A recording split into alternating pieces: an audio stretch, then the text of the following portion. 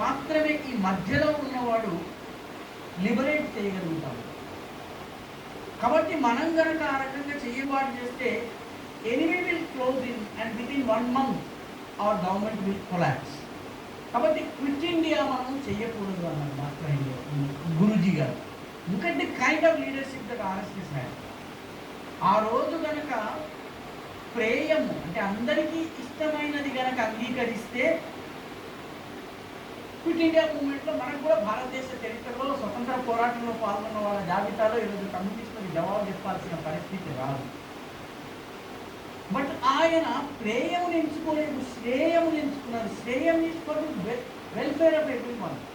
ప్రేయం और श्रेय दो अलग अलग चीज है. ప్రేయం అంటే నాకు జ్వరం వచ్చింది, నాకు జిలేబీలు తినాలని, నా మీద ప్రేమ ఉన్నవాడు నాకు జిలేబీలు పెట్టాడనుకోండి, ప్రియం అది, బట్ హార్మ్.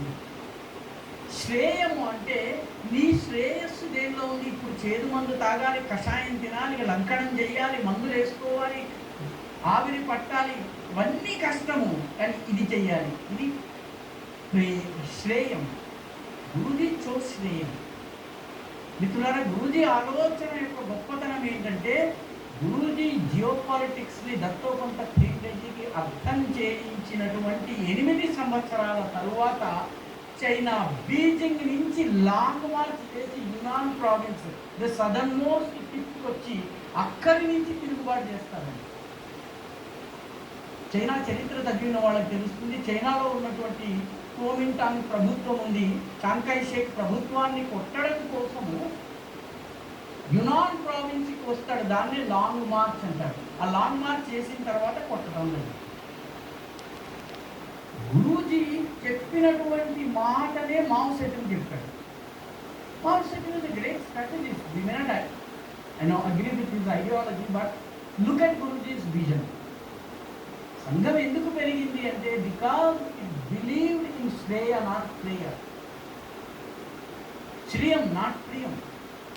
మన కళ్ళ ముందు ఛత్తీస్గఢ్లో మావోయిస్టులు చనిపోతున్నారు. మావోయిస్టు పోరాటం అంతమవుతుంది. ఎందుకు అంతమవుతున్నది? Because they are in the centre. చుట్టూ భారత సైన్యం ఉంది. మావోయిస్టులను ఎలా కొట్టారండి? గత 8-9 సంవత్సరాలుగా ఛత్తీస్గఢ్లో కానీ ఉత్తర తెలంగాణలో కానీ మెడికల్ షాప్లో క్వినైన్ టాబ్లెట్ కొన్నాడు అనుకోండి, వాడి పట్టుకుంటున్నారు. మనం విషయాంతరం అవుతున్నాం, కానీ I'm telling you what geopolitics means. ఒక క్వినైన్ టాబ్లెట్ కొంటే ఎవరికి ఇది, ఎక్కడికి వెళ్తున్నావు చెప్పకపోతే మెడికల్ షాప్ వాడిని పట్టుకున్నారు.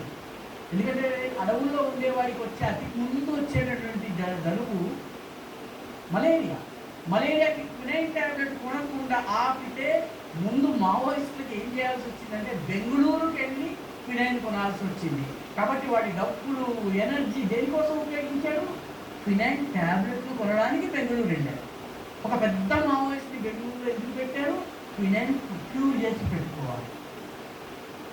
So this is how movements will fail. సిద్ధాంతము మిగతా మిలిటరీలీ జియోపొలిటికలీ